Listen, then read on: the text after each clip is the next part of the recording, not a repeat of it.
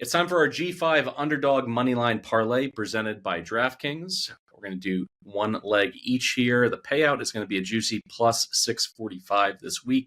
I'm going to get it started with a little bit more of a modest play. It's a game I already talked about at the top. I like Western Kentucky as a short dog in Newark, taking on the Blue Hens, plus 126 on the money line. I think we're getting a discount because of their travel. They went from Springfield, Missouri, back to Delaware in back-to-back weeks. But Tyson Heldon, he's in his 7th year as a head coach. He knows travel routines. He knows how to avoid traps. And Delaware has played so well. I think they have the attention of the entire conference at this point. So there's not going to be any lookovers when it comes to the Blue Hens. Even though they can't compete for a conference title this year, they certainly can play spoiler. And when I go back to my numbers in the preseason, I had this at about 7.5, 8 for Western being the favorite. For it to move that much because of Delaware's success offensively, I think it's just a little bit much, considering the fact that Helton and this squad showed last year what they could do on the road against well-coached teams. They beat Casey Keeler as underdog last year, knocking off Sam Houston, who had a phenomenal season. They even covered on the road as a dog up at Boston College. So I like Helton to be a grown-up here, to have them prepared to play their best. I know it's a short week. I know it's back-to-back travel, but I think that's all baked in and why we're getting value in this spot. And as I mentioned as well, this is all about Maverick and Bowie against an average defense.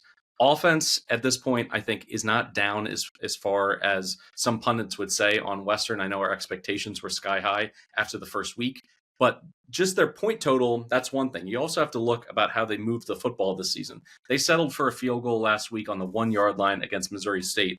If they punch that in for a touchdown, they're over 30 points. They're winning going away as opposed to a 4-quarter battle.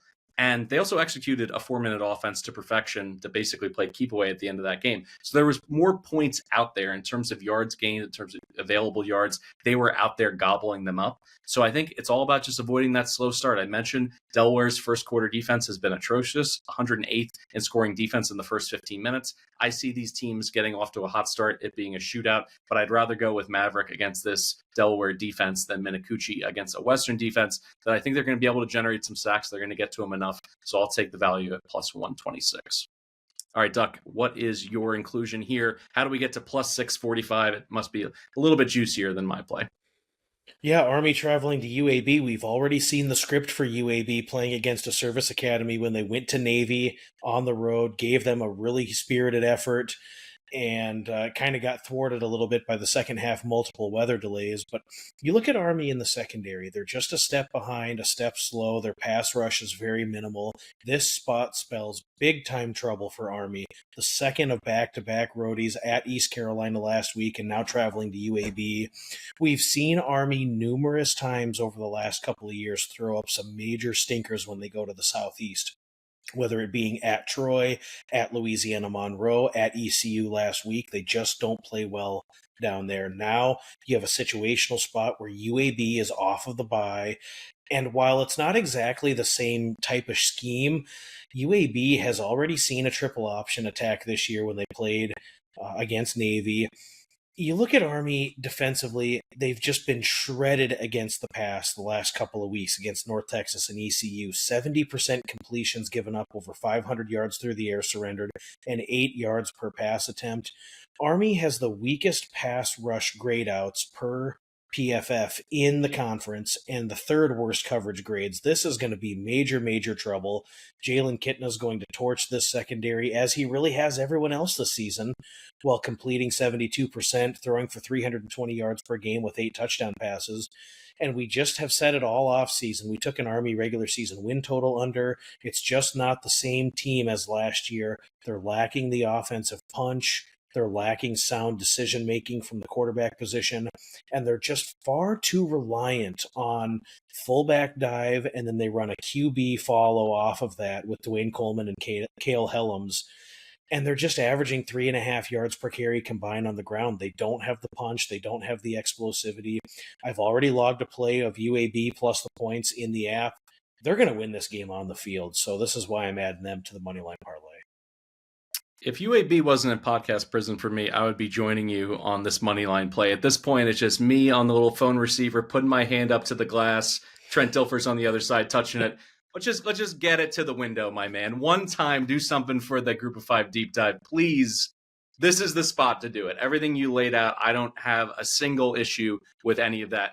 How about my side of it? Do you like Western? Do you think they can go into Newark and upset the Blue Hens? Do you think it's getting a little too much of a shift from preseason power rankings, considering the fact that, you know, some of the teams they played have not been great? I mean, Delaware State, you know, the FCS ranks better than anybody. Certainly that UConn game was wild. They win in a shootout, but is it enough to move it, at least by my power rankings, almost 10 points from the preseason? Do you agree that it's a little bit of an overreaction from the market?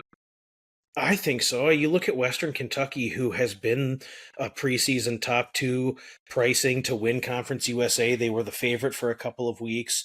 And, you know, they hear it, they see the film, they see the mistakes offensively that they've made. And this is a team that really has to get better at executing offensively in the downfield passing, connecting on the deep shots. Look at who Western Kentucky has coming down the pipe. After this, they've got FIU, Louisiana Tech. I mean, they've got to start to get rolling, because these games are going to be really important for this bunch to try to make a run at getting to the Conference USA title game, which is a major, major goal that Helton has set out for this team this year. I just think it's going to look a little bit different than we've seen the last couple of weeks. You look at Nevada, and Choate is a defensive coach. He was able to scheme it up to provide a little resistance to Western Kentucky. And then last week, you know, it was a quirky travel spot. They had some offensive success at Western Kentucky, but they just were so seat of your pants. And then you had the backup quarterback for Missouri State lead the drives in the second half that made that game a little closer than kind of what it felt.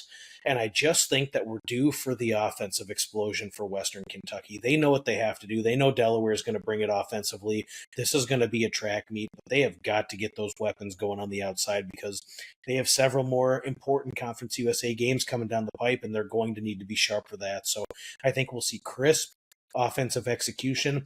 I think we'll see Maverick hit the timing right. I think we'll see Matthew Henry get re-involved in the offense.